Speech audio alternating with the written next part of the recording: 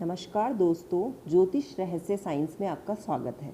आज मैं आपको बताऊंगी कि राहु से कैसे पॉजिटिव रिजल्ट पाएं।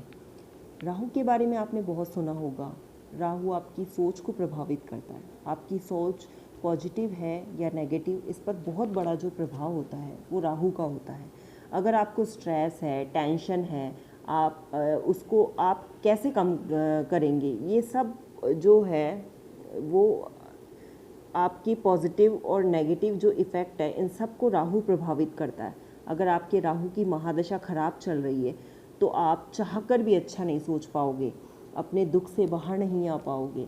राहु को ठीक करने के लिए आपको अपने मन पर नियंत्रण करना होगा। अगर आप दूसरों का अच्छा सोचोगे तो आपका दिमाग भी शांत रहेगा, आपके मन में ईर्ष्या की भावना का भी विकास नहीं होगा। अगर हम किसी को समृद्ध अवस्था में देखते हैं तो कहीं ना कहीं हमारे मन में जो है जेलस की भावना होती है, जलन आ जाती है। इससे निकलने के लिए हमें क्या करना है? इससे निकलने के लिए हमें चाहिए कि हम सामने वाले व्यक्ति की तारीफ़ करें, जो हमारे पास है उसको हम एक्सेप्ट करें। अगर आज हमारे पास कुछ कमी है तो उसको इम्प्रूव करने के बारे में सोचना चाहिए। अगर समस्याएं हैं जीवन में तो उनका समाधान करने की सोचनी चाहिए। राहु पॉजिटिव रिजल्ट तभी देगा जब हम हमारे कर्म अच्छे रखेंगे। जितना लोगों को पॉजिटिविटी देंगे हम, उतना ही राहु हमारा अच्छा होगा। राहु ही व्यक्ति में पाप करने की प्रवृत्ति देते हैं।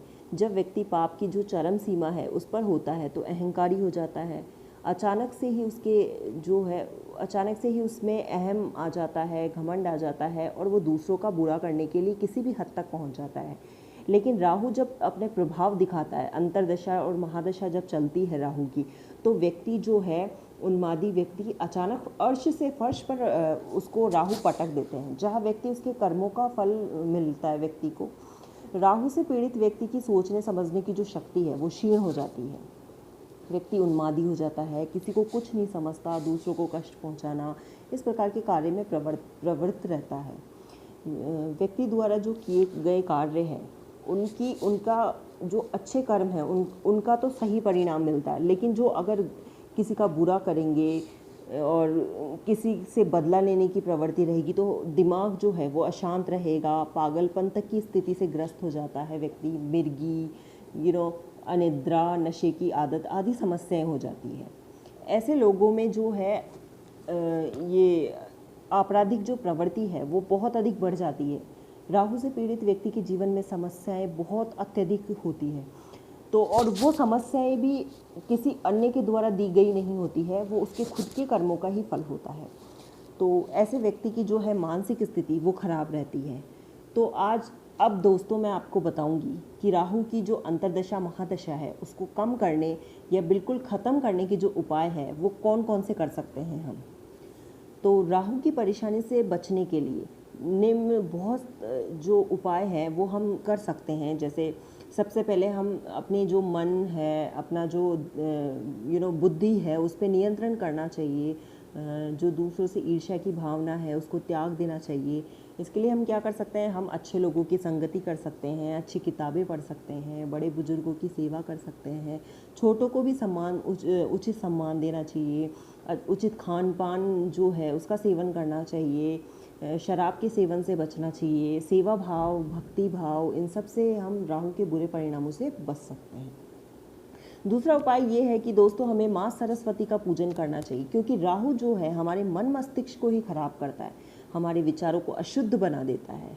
इसके अलावा घर की जो छत है, कोने हैं, दरवाजे हैं, इनको हमें साफ़ सुथरा रखना चाहिए। ख़राब वस्तु को घर में ना रखें। जैसे इलेक्ट्रॉनिक सामान है, ख़राब है, बहुत टाइम से ख़राब पड़ा है, घड़ी ख़राब पड़ी है, बल्ब ख़राब पड़ा है, इन सबको चेंज कर दे या इन सबको हटा दे घर से, तो राहु की जो है बुरी दशा उसको कम किया जा सकता है। इसके अलावा दोस्तों जब भी मौका मिले गाय को घी गुड़ रोटी खिलाएं। इसके अलावा कुष्ठ रोगियों को भोजन कराएं, कुष्ठ रोगियों को भोजन कराएं, उनको जो मेडिसिन्स है वो प्रोवाइड कराएं, उनकी सेवा करें।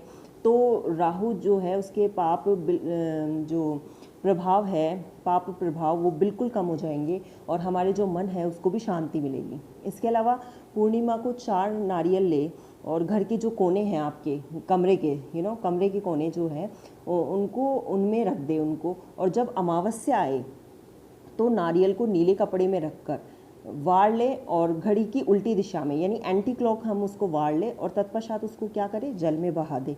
तो हम इसकी राहु की बुरी दशा को कम कर सकते हैं।